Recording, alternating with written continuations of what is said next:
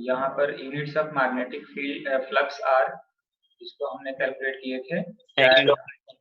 Tesla आया था, second second आया था ना सर, सेकंड। हाँ हाँ ठीक है ठीक है, अपना मैग्नेटिक फील्ड समझ लिया इसलिए newton metre upon ampere. Next SI में यूनिट ऑफ पोल स्ट्रेंथ आया था एम्पियर मीटर। ये सब हम लोगों ने कैलकुलेट किया फॉर्मूलेशन से, फॉर्मूला मालूम होगा तो सॉल्व कर लेंगे। Which of the following is not a unit of length, इसमें से कौन सा यूनिट लेंथ का यूनिट नहीं है, तो हमने चेकआउट किए कि ये तीन तो लेंथ का यूनिट है, बट ये फोर्थ वन रेडियन है जो कि एंगल का यूनिट होता है, राइट। तो ये था। और light year is the unit of, इसमें हमें मालूम है कि लाइट ईयर जो यूनिट होता है वो डिस्टेंस का होता है, ना तो टाइम का, ना अमाउंट ऑफ सब्सटेंस का, ना पैरेलक्स का। ये फिजिकल क्वांटिटी नहीं होती है, ये इसका मोल होता है, टाइम का सेकंड होता है। तो डिस्टेंस को मेजर करते हैं लाइट ईयर में। ये बहुत फास्ट हम लोग 15 क्वेश्चन 5 मिनट में कंप्लीट कर लेंगे। One astronomical unit is equivalent to, one astronomical unit की वैल्यू कितनी थी बताएगा कोई? 1.5 हाँ वेरी गुड, 1.5 into 10 की पावर 11 मीटर। 11 मीटर। तो इसमें कंफ्यूजिंग देखो, जो गलत हो सकता है वो ये, क्योंकि 9.46 लाइट ईयर का होता है ना, 15 यहाँ पर है, तो हमें ये 15 नहीं ध्यान रखना है, यहाँ पर 11 ध्यान रखना है, राइट। तो ये सी ऑप्शन हो जाएगा।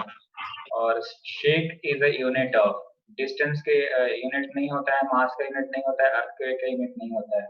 जनरली ना इसको शेक से अर्थक्वेक से रिलेट करता है, जैसे कि इसका जो फीलिंग जो आता है ना, लगता है कि अरे तो शेकिंग हो रहा है, तो अर्थक्वेक का कहीं कुछ यूनिट होगा, but that is not a unit of, वो सिस्मिक होता है। सिस्मिक में हम मेजर करते हैं अर्थक्वेक को, मास को केजी में मेजर करते हैं, डिस्टेंस को उसका डिफरेंट यूनिट है मीटर वगैरह, सेंटीमीटर, राइट। तो टाइम का जो इनफॉर्मल यूनिट है जनरली हम ज्यादा यूज नहीं करते हैं, that is equivalent to 10⁻⁸ second. One shake is equal to 10⁻⁸ second. कल डिस्कस किए थे, तो मैं यहाँ पर टाइम को मेंशन कर देता हूँ, बट इसको हम जनरली लाइफ में यूज नहीं करते हैं, but that is the informal unit, right. तो next question, difference in average value and measure value. अब यहाँ पर क्वेश्चंस चेंज हो गए, राइट। आपको हो सकता है कि 9 क्वेश्चन तो सीक्वेंस में है, और जो बाकी के 6 क्वेश्चंस हैं वो मे बी इन बिटवीन आ जाएगा, बट अब इन बिटवीन अब नए क्वेश्चंस भी आएंगे। तो अब देखो, अब difference in average value and the measured value gives. Average value और मेजर वैल्यू को डिफरेंस को क्या कहते हैं? ये बेसिकली फॉर्मूला है। अब इसमें से जो चार्ट यहाँ पर दिया गया है, absolute error, relative error, gross error, random error, ये बताओ इसमें से कौन सा हो सकता है? चलो कुछ आइडिया है तो बताओ, फिर चेक करेंगे जो आप लोग बताएंगे।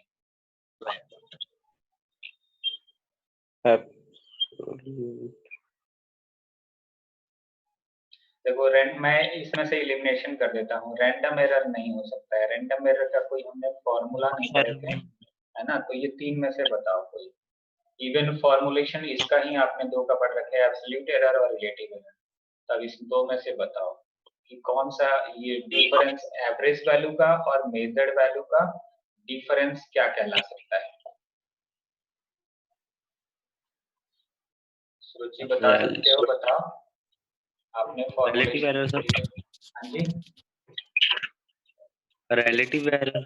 Relative error. चलो मैं सुरुचि से भी आंसर सुन के और फिर इसको ठीक करते हैं। सुरुचि बताएंगे आप? Absolute error. Absolute error. अभी ये दो को तो मैं कैंसिल आउट कर दिया, जशन ने रिलेटिव एरर आपने ये कह दिए, तो कोई ना कोई सही होगा। तो मैं ये फर्स्ट वाले से मेरे को थोड़ा सा सेंस जा रहा है, तो इसको चेक कर लेते हैं, ये सही हो गया, राइट। तो यहाँ पर ये एब्सोल्यूट एरर होगा। तो एब्सोल्यूट एरर का मैं यहाँ डिटेल बता देता हूँ कि एब्सोल्यूट एरर का फॉर्मूला हमने क्या पढ़ा था कि एवरेज वैल्यू क्या होता है, किसी चीज का एवरेज कैलकुलेट करना, you can say arithmetic mean. Average यानी कि ये उसका हमने बार कैलकुलेट कर लिया, यानी कि मान लो 5 फिजिकल क्वांटिटी है, उसको हमने रिकॉर्ड कर रखे हैं, तो 5 को प्लस कर देंगे और 5 से डिवाइड कर देंगे। मतलब 5 फिजिकल क्वांटिटी को इंडिविजुअल प्लस करके सारे टोटल करके और फिर उस 5 से डिवाइड कर देंगे, that will give you a average value, right, average value. और मेजर्ड वैल्यू जो आपने एक्सपेरिमेंट किए वो मेजर्ड वैल्यू हो गया, उसको सम करके और फिर उसमें से सब्ट्रैक्ट करोगे, that will give you absolute error, right. तो इसका फॉर्मुलेशन हम लोगों ने डिस्कस करेंगे। अभी उसमें सोल्यूशन अभी मैं आपको प्रोवाइड कर दूंगा सारा डिटेल। तो यहाँ पर अभी डिटेल नहीं पता चलेगा, जब ये 50 क्वेश्चंस कंप्लीट हो जाएगा तब एक सेकंड प्लीज।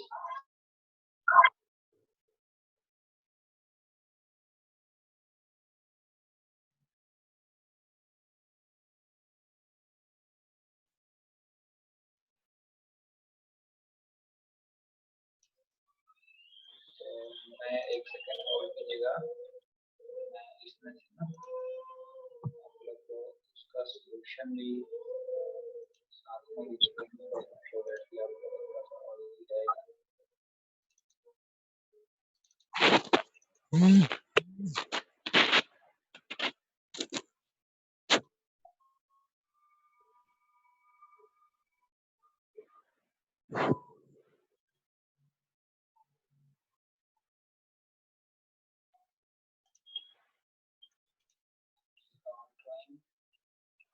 तो जो हम इस टाइप का सोल्यूशन मैंने अपलोड कर रखा है, ये 15 क्वेश्चंस का, जो हम लोगों ने अभी 9 क्वेश्चन आज डिस्कस कर लिए, बिल्कुल वही क्वेश्चन थे। तो अभी जो हम लोग क्वेश्चन डिस्कस कर रहे थे वो कौन सा था?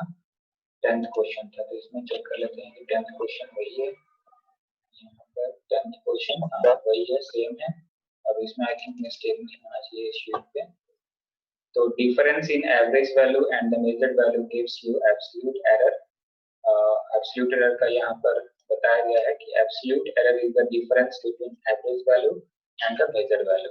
ये फॉर्मूला होता है कि एवरेज वैल्यू में से मेजर्ड वैल्यू को सब्ट्रैक्ट करेंगे तो आपको एब्सोल्यूट एरर आएगा। रिलेटिव एरर में जस्ट उसके जो मेजर्ड वैल्यू होता है फिर उससे डिवाइड कर देते हैं तो रिलेटिव एरर आ जाता है, फिर उसको 100 से मल्टीप्लाई कर देते हैं तो परसेंटेज एरर आपको प्रोवाइड करता है, राइट।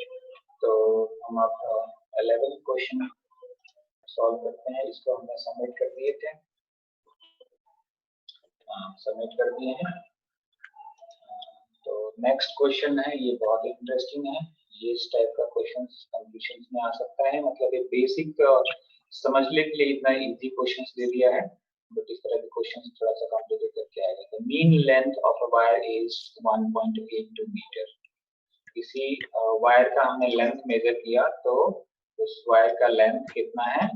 मीन का मतलब कि आपने बहुत बार इसको 5 टाइम्स 7 टाइम्स 8 टाइम्स मतलब उसको आपने मेजर किए, पहले कुछ और आ गया, दूसरी बार कुछ और आया, तीसरी बार कुछ और आया, तो सारे को आपने उसका मीन कैलकुलेट कर लिया 5 टाइम्स को, सबको प्लस करके और 5 से डिवाइड कर दिया। अगर आपने 5 टाइम्स किए तो दैट इज 1.82 मीटर। तो किसी की ऑब्जेक्ट का जो लेंथ होता है उसको हम मीटर में मेजर करते हैं, के सिस्टम में ऐसा ही सिस्टम है, and that is 1.82 meter, right? And mean absolute error in length is, mean absolute error इस मेजरमेंट में जो एब्सोल्यूट है, एब्सोल्यूट एरर और एब्सोल्यूट एरर का mean, right, and that is 0.05 metre, right. Error आ गया उस एक्सपेरिमेंट में जो हम लेंथ मेजर कर रहे थे किसी इंस्ट्रूमेंट से, तो उस मेजरमेंट में एरर आया 0.05 metre, right. To express the maximum estimate of the error of the length should be written as। अब इस डेटा को हमें लेंथ में किस तरह से एक्सप्रेस करना चाहिए, राइट। ये जो चार ऑप्शंस दिए गए हैं तो इसमें से कौन कौन सा हो सकता है, राइट? अब बताइए आप। फर्स्ट है L is equal to 1.82 plus minus 0.05 metre. अब देखो यहाँ 0.1 है, यहाँ 0.025 है, यहाँ 0.05 है, 0.1 है, तो ये तो बिल्कुल भी नहीं हो सकता है। क्यों? क्योंकि हमारे को क्वेश्चन में तो एरर दिया है ना, तो कम से कम उतना एरर तो हमें प्लस करना पड़ेगा ना, क्योंकि that is the absolute error. इतना एरर तो इसमें प्लस होना चाहिए, प्लस माइनस होना चाहिए, राइट। तो केवल ये डेटा यहाँ पर ये दिया रखा है 0.05 और जो हमने लेंथ कैलकुलेट किए थे 1.82। हाँ 1.82। तो इसका मतलब कि फर्स्ट ऑप्शन सही हो जाएगा, तो हमने फर्स्ट टिक कर दिए। यहाँ पर चेक कर लेते हैं, इसने सही बताया, राइट। तो इसी तरह से हमें नेक्स्ट क्वेश्चन करना है, तो इसकी जरूरत ही नहीं है हमें सॉल्यूशन चेक करने की, यहाँ पर चेक कर लेंगे, जो आ जाएगा उसको बॉदर करने की जरूरत नहीं। नेक्स्ट क्वेश्चन है error due to resolving limit of measuring instrument is called. Error due to resolving limit. The limit of measuring instrument is called zero error, least count error, gross error or absolute error. इसमें से आप बताइए. Zero error. Resolving limit of measuring instrument.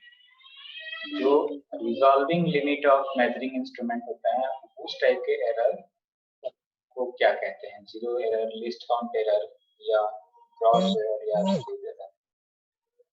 अब मैं इसमें से hint दे देता हूँ कि लिस्ट काउंट तो हो नहीं सकता है. लिस्ट काउंट हो सकता है? बताइए.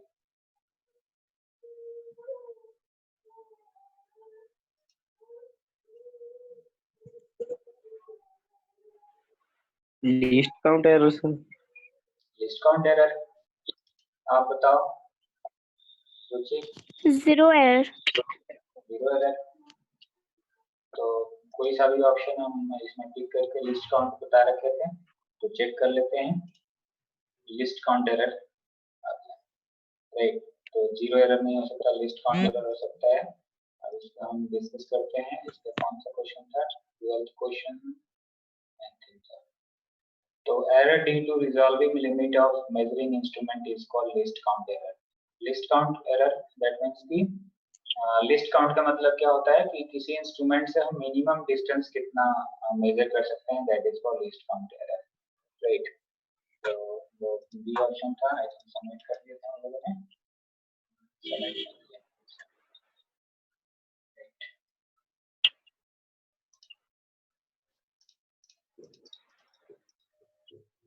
नेक्स्ट क्वेश्चन देखते हैं.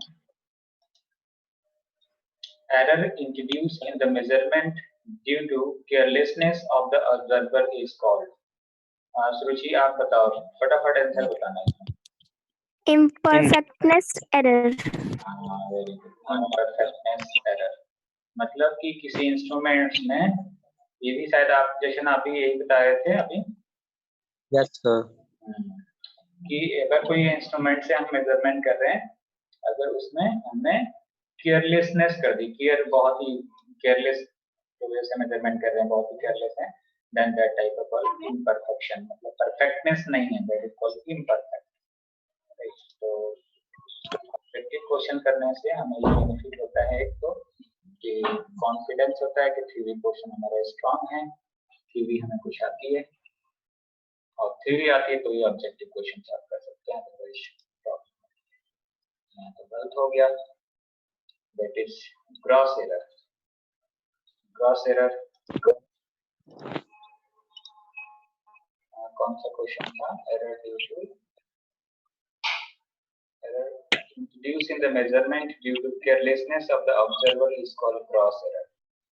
तो ये आई थिंक किसी ने तो बता दिए थे. इम्परफेक्टनेस से ग्रॉस एरर का मतलब अगर ये कह दें कि मैथमेटिकल के टर्म में, तो उस केस में हम अगर कहीं पर ये ऐसे ऑपरेशन करें तो वहां पर हम ग्रॉस एरर कहते हैं राइट.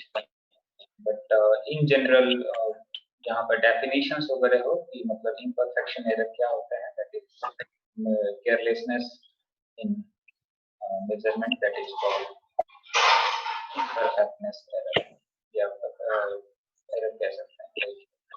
तो नेक्स्ट देखते हैं. अब the density of a cube is measured by measuring its mass and length of its sides. If the maximum error in the measurement of mass and length are 4% and 3% respectively, the maximum error in the measurement of density would be. कितना important question है, और इस तरह के competitions में questions आते हैं. तो इस क्वेश्चन को कैसे करेंगे, हमें इसके लिए सॉल्व करने का ये है. तो सबसे पहले थोड़ा क्वेश्चन डिस्कस कर लेते हैं. देखो, density of a cube is measured by measuring its mass. हमें मालूम है कि density is defined as mass per unit volume, rho is equal to mass upon volume. तो इसको मेजर किया गया है mass and length of its side, क्योंकि क्यूब है कोई, तो क्यूब का वॉल्यूम चाहिए, राइट। तो उसका क्यूब है तो उसके डायमेंशंस, लेंथ अगर मालूम होगा तो ए क्यूब होता है उसका वॉल्यूम, यानी कि length into length into length, यानी कि लेंथ ब्रेथ और हाइट तीनों इक्वल होगा, दैट इज कॉल्ड क्यूब। एक का डायग्राम नहीं बना, राइट। तो डायमेंशन सेम होना चाहिए इसका, लेंथ ब्रेथ और हाइट। तो हमें LBH L is equal to यहाँ पर कितना दिया है, मतलब लेंथ प्रोवाइडेड है कि डेंसिटी को मेजर करना है, तो मास को हमने मेजर किया और उसके लेंथ को मेजर किया। If the maximum error in the measurement of a mass and the length are, इसके मास के मेजरमेंट में एरर 4% हुआ, और बहुत ही केयरफुली यहाँ पर कंफ्यूज किया है क्योंकि हमें वॉल्यूम कैलकुलेट करना है, और यहाँ पर जो एरर दिया है that is mass and length दिया है।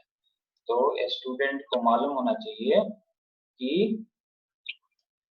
यहाँ पर हमें वॉल्यूम अभी कैलकुलेट करना है कि वॉल्यूम में कितनी एरर होगी, तब हमें मालूम है कि किसी डिवीजन वाले एरर को किस तरह से कैलकुलेट करते हैं। जस्ट उसका रिलेटिव एरर सम अप कर देंगे तो उसका आंसर आ जाएगा, सही। तो इसका सॉल्यूशन चेक करते हैं किस तरह से सॉल्व करना है। क्वेश्चन डिस्कस कर लिया, क्वेश्चंस को, इस तरह के क्वेश्चंस को बहुत ही ध्यान से हमें रीड आउट करना है, इसको समझना है कि यहाँ पर कौन कौन से फिजिकल क्वांटिटी का एरर दिया है। तो ऐसा नहीं कि हमने ये जो 3% दिया उसको वॉल्यूम की जगह रख के और उसको सॉल्व कर दिया, तो गलत हो जाएगा। और ये भी याद रहना चाहिए कि हमें ऐसा नहीं कि एरर ये 4% अपॉन 3% डिवाइड कर देंगे तो 4/3 आ जाएगा डेंसिटी का एरर, वो भी तरीका नहीं है। तो उसका जो वे है सॉल्व करने का, आई थिंक सॉल्यूशन में सॉल्व किया होगा, ये यहाँ पर सॉल्व कर रखा है।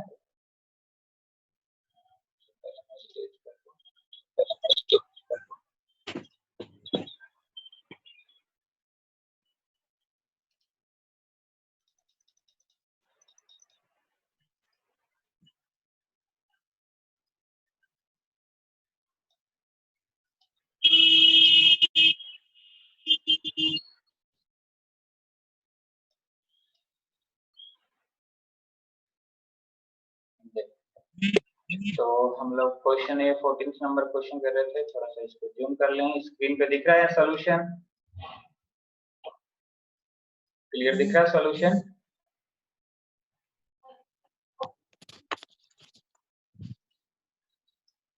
तो हम जो डिस्कस कर रहे थे ये सॉल्यूशन है इसका, इस तरह से कैलकुलेट करना है। यहाँ डेंसिटी का symbol rho is equal to, यहाँ पर सॉफ्टवेयर में उसको बनाने में मिस्टेक हुआ है, density rho is equal to m upon L cube. Basically cube की बात किया है क्वेश्चन में, अगर ध्यान दें यहाँ पर क्यूब और स्क्वायर और कुछ कहा जाता होता तो उसके अनुसार से वॉल्यूम का फॉर्मूला हमें यूज करना होता है। तो basically L cube is volume, right. तो हमें फॉर्मूला क्या होता है एज कैलकुलेट करने के लिए कि किसी भी दो फिजिकल क्वांटिटी का मेजरमेंट हो और डिवीजन हो, उस एरर में डिवीजन टाइप का रिलेशन हो, तो उसका एरर कैलकुलेट करने के लिए उसका पहले difference upon initial, difference upon initial plus 3 into 3 कैसे आ गया, ये एल का पावर, बेसिकली ये हो गया डेल्टा एल अपॉन एल, ये 3 आ गया, ये जो एल का पावर है, राइट। ये यहाँ पर हम ये एल की पावर -3 हो जाता तो पावर मल्टीप्लाई हो जाता है, जैसे कि ए की पावर 2 होता या फिर -2 होता तो मैग्नीट्यूड भी उसका हम ले रहे हैं, तो वो हो जाएगा 2 इंटू ए, मतलब जो भी इसमें ए में एरर है, राइट। तो इसका एरर जो हमें क्वेश्चन में प्रोवाइडेड है डेल्टा एम अपॉन एम, ये क्वेश्चन था, if the maximum error in the measurement of mass is 4%, जो एरर है वो 4% क्वेश्चन में प्रोवाइडेड है, और जो लेंथ में एरर है दैट इज 3%। तो ये हो गया 4 प्लस 3 इंटू 3, 3 जो 9 हो गया, और 9 और 4 कितने हो गया 13%। तो इस टाइप के क्वेश्चन को इस तरह हैंडल करना है, ये प्रैक्टिस से ही आपको आ सकता है ऐसे, और इसका फॉर्मुलेशन मालूम होना चाहिए, जो रूल रेगुलेशन है किस तरह से एरर किसी मैथमेटिकल फॉर्मुलेशन में वैरी करता है, प्रोपेगेट करता है एरर्स, उसके बारे में हमें आइडिया होना चाहिए। जो मैं गूगल क्लासरूम नोट्स अपलोड कर रखा हूँ उसमें सारा डिटेल में है, जो पहले हम पढ़ भी चुके हैं थ्योरी पोर्शंस में, राइट। तो इसका क्या ऑप्शन हो गया, ना तो 9%, ना तो 12%, ना तो 13%, सॉरी 13% तो आएगा आंसर, और ना तो 7%। तो ऑप्शन हो गया बी। तो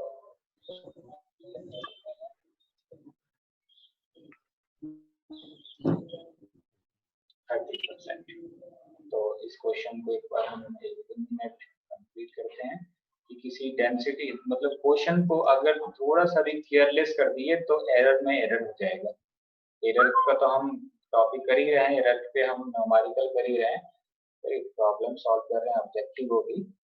तो बहुत ही कंसंट्रेट होके एक एक वर्ड्स हमें क्लियर होना चाहिए कि क्या हम कैलकुलेट कर रहे हैं, क्या डेटा हमें प्रोवाइडेड है, अदरवाइज इसमें मिस्टेक होगा, राइट।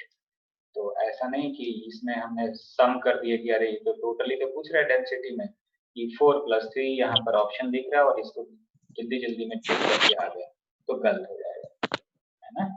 ये हमें देखना है कि हमें क्यूब का बारे में पूछ रहा है, डेंसिटी क्यूब का पूछ रहा है, और डेंसिटी में मास आता है और वॉल्यूम आता है। तो क्यूब का वॉल्यूम कितना होगा, लेंथ का क्यूब होगा, और फिर किस तरह से हम टोटल उसका डेंसिटी कैलकुलेट करेंगे, उसके लिए फॉर्मुलेशन होता है डिवीजन का, राइट। तो उस फॉर्मुलेशंस को यूज करके और फिर कैलकुलेट करेंगे, जो भी आंसर आएगा उसको टिक कर देंगे। तो इजी था, इसको चेक कर लेते हैं। तो ये बी सही है, राइट। तो नेक्स्ट क्वेश्चन चलते हैं। तो आप लोग अभी थोड़ा बहुत रफ रजिस्टर पे कुछ पॉइंट आउट करते हैं तो नोट करेंगे, अदरवाइज बाद में ये कंप्लीट कर लेंगे। देखिए उसी तरह से नई क्वेश्चन आ गया। नेक्स्ट क्वेश्चन है, in an experiment and the measurement of G using a simple pendulum, the time period was measured with the accuracy of 0.2%, while the length was measured with the accuracy of an accuracy of 0.5%. The percentage accuracy in the value of G thus obtained is। अब हम find out कर रहे थे, ये basically problem है simple pendulum पे based, जिसमें हम टाइम पीरियड कैलकुलेट करते हैं t = 2π/L/G।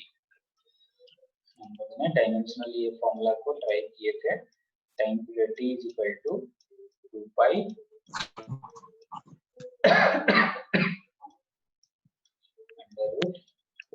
L/G। राइट। तो यहाँ पर g जो हमने कैलकुलेट की है, तो g = क्या फॉर्मूला हो जाएगा, तो इस फॉर्मूले से हमें कोई ज्यादा वो इम्पोर्टेंस नहीं है, स्क्वायर रूट करेंगे तो t स्क्वायर, ये g इधर आ जाएगा, t स्क्वायर थल्ले आ जाएगा, और ये 2π का 4π स्क्वायर हो जाएगा, 4π स्क्वायर, राइट। और इधर l हो गया अपॉन t स्क्वायर, ठीक है। तो इस g में इतने पैरामीटर डिपेंडेंट हैं, एक तो लेंथ है और दूसरा टाइम पीरियड है, राइट। यानी कि लेंथ, ये इसके बारे में तो हमें कोई ज्यादा आइडिया नहीं है, ये तो कांस्टेंट है, डायमेंशनल एनालिसिस इसके बारे में कुछ भी नहीं एक्सप्लेनेशन देता है, बट ये जो फिजिकल क्वांटिटी है इसके बारे में देता है कि length upon T square, right. तो ये फॉर्मुलेशंस हमें मालूम होना चाहिए, और फिर प्रीवियस कॉन्सेप्ट से इसको हम कैलकुलेट कर लेंगे, राइट। तो टाइम पीरियड का जो एक्यूरेसी है दैट इज 0.2%, और इसका है लेंथ का जो एक्यूरेसी है 0.5%। तो जी की एक्यूरेसी यानी कि इस फॉर्मुलेशन से इसकी एक्यूरेसी कितनी है, तो यहाँ चेक कर लीजिए फॉर्मुलेशन से। ये 15th क्वेश्चन जो मैं बता रहा था, ये g = 4π² L/t²। तो यहाँ पर मैं थोड़ा सा डिटेल में आप लोगों को समझाता हूँ कि ये कैसे कैलकुलेट करना है। कभी भी डिवीजन का पार्ट हो, जैसे कि g = डिवीजन हो गया ना, तो 4π² का तो फॉरगेट करिए, 4π² से मतलब नहीं, L/t² है, राइट। तो एरर को सम अप करने के लिए, सब्ट्रैक्ट करने के लिए, मल्टीप्लाई करने के लिए, डिवीजन करने के लिए रूल्स रेगुलेशन होता है। हम एरर को मल्टीप्लाई नहीं कर सकते, डिवाइड नहीं कर सकते हैं, सब्ट्रैक्शन एडिशन कर सकते हैं, right. There is a certain rule to multiply and divide, right. तो उससे फिर हमने जैसे पहले वाले में डेंसिटी कैलकुलेट किया था, तो डेल्टा रो अपॉन रो कर दिए थे, राइट, और मास और डेल्टा एम अपॉन एम कर दिए थे, प्लस वो थल्ले किया था और उसमें बी एल क्यूब था। हाँ बोलो सर। मेरा कनेक्शन तो है सर, क्वेश्चन पता नहीं लग गई। अच्छा, क्वेश्चन पता नहीं लगा, चलो मैं दोबारा तो कनेक्शन कोई बात नहीं, दोबारा समझाता हूँ। मेरे को लग रहा था कि डिस्टर्बेंस आ रही है, दोबारा समझ लो क्वेश्चन। ये अभी मैं डिटेल ही समझा रहा हूँ। देखो किसी एक्सपेरिमेंट में हमने जो जी मेजर किया, जी सिंपल पेंडुलम से हम एक्सीलरेशन ड्यू टू ग्रेविटी और टाइम पीरियड मेजर करते हैं। आप एक्सपेरिमेंट +1 में आप लोगों ने किया होंगे, राइट, और करेंगे जो +1 में है तो उसका फॉर्मूला हो जाता है वो t = 2 पाई, यहाँ पर लिखा ही है delta L 2 pi L upon g. हाँ 2 पाई √L अपॉन जी, ये फॉर्मूला लिखा है, तो इसी से हम यूज कर लें, टाइम में ज्यादा लगेगा। तो ये फॉर्मूला से हम टाइम पीरियड कैलकुलेट करते हैं। तो इससे हमें, इसमें तो हमें जी के बारे में क्वेश्चन है, तो जी का फॉर्मूला कैलकुलेट कर लेते हैं। दोनों तरफ हम स्क्वायर कर देंगे, तो इधर t स्क्वायर है 4 पाई स्क्वायर L अपॉन जी हो जाएगा, 4 पाई स्क्वायर L अपॉन जी। तो t t थल्ले आ जाएगा, तो 4 पाई L स्क्वायर अपॉन जी स्क्वायर। यहाँ तक समझ में आ गया क्वेश्चन? Yes sir. तो जैसे हम लोगों ने उसमें डेंसिटी का फॉर्मुलेशन क्या किए थे, उसी तरह से यहाँ भी देखो बिल्कुल सिमिलर कॉन्सेप्ट है। सिमिलर कॉन्सेप्ट पे ये फॉर्मूला आ गया। अगर ये समझ में आ गया तो प्रीवियस वाला भी मैं थोड़ा सा कम बताया था, कि अभी ऐसे क्वेश्चन करने हैं। देखो जैसे कि हमने डेल्टा रो अपॉन क्या कर दिए थे, डेल्टा रो अपॉन रो, और उसमें मास आया था तो डेल्टा एम अपॉन एम, और वो वॉल्यूम आया था, तो वॉल्यूम के लिए हमने क्या कर दिया था, एल क्यू फॉर्मूला यूज किए थे। तो एल क्यू के लिए पावर उसका 3 पहले आ गया था, और डेल्टा एल अपॉन लेंथ का लिए एल कर दिया, राइट। और तो इसका एरर हमें उसमें क्वेश्चन में प्रोवाइडेड था, मास का एरर प्रोवाइडेड था, वैल्यू रख दिए थे और आंसर आ गया। उसी तरह से अब यहाँ पर देख लो, अब जी का क्या करना है, डेल्टा जी अपॉन जी। इस 4 पाई स्क्वायर के बारे में हमें कोई मतलब नहीं है इससे, क्योंकि इसके बारे में यहाँ क्वेश्चन में कुछ भी नहीं बताया गया है, राइट। ये समझ लो कि ये प्रोपोर्शनलिटी कांस्टेंट है यहाँ पर, तो हमें इस तरह से सॉल्व कर लेंगे। तो ये एल है तो डेल्टा एल अपॉन एल हो जाएगा, राइट।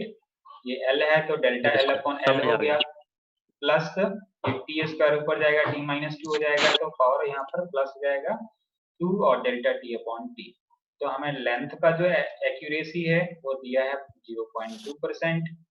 तो लेंथ का कितना दिया था, हाँ 0.2% दिया है, और टाइम पीरियड का 0.5%, और ये 2 फैक्टर, ये उल्टा कर दिया क्या है चेक करने का क्वेश्चन में।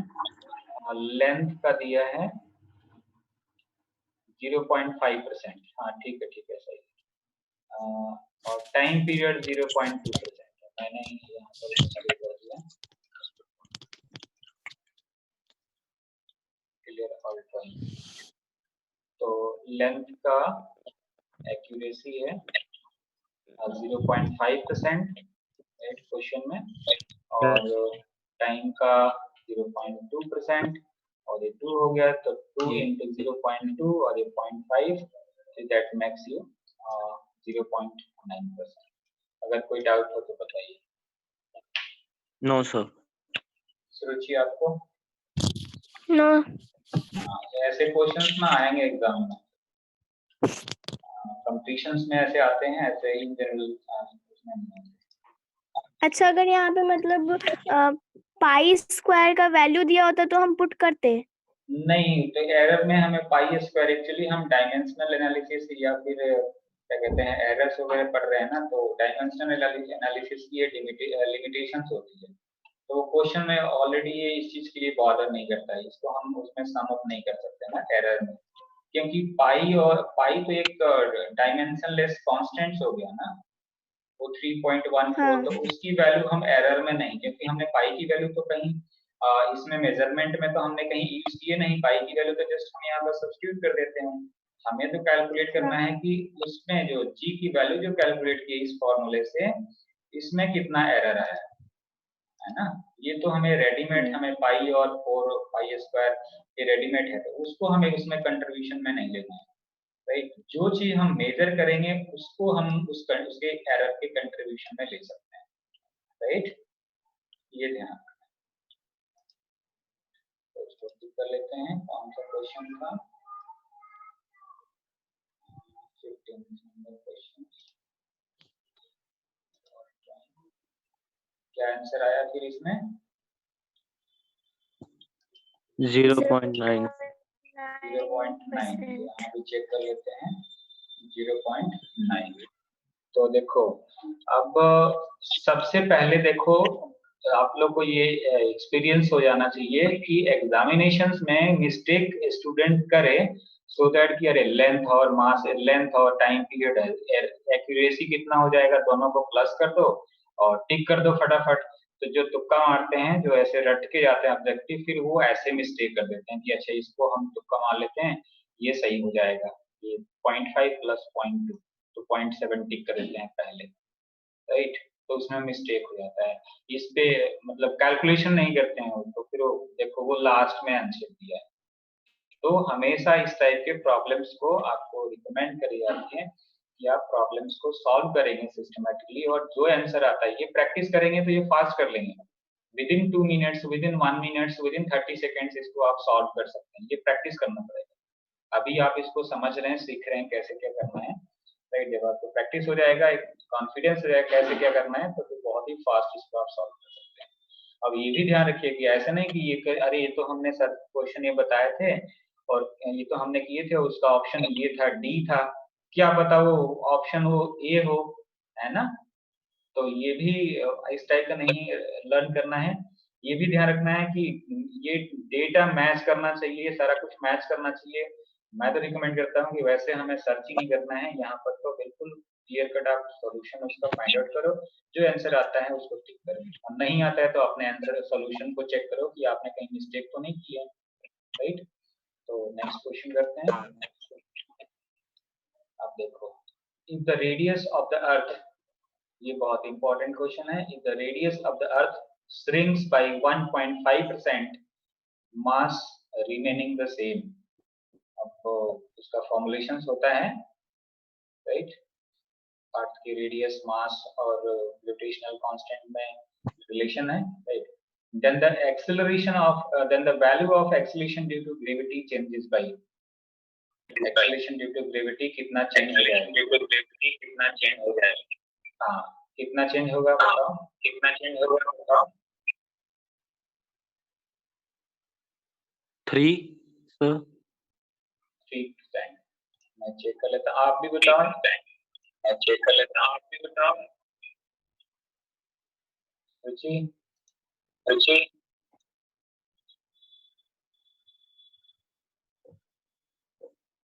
4%।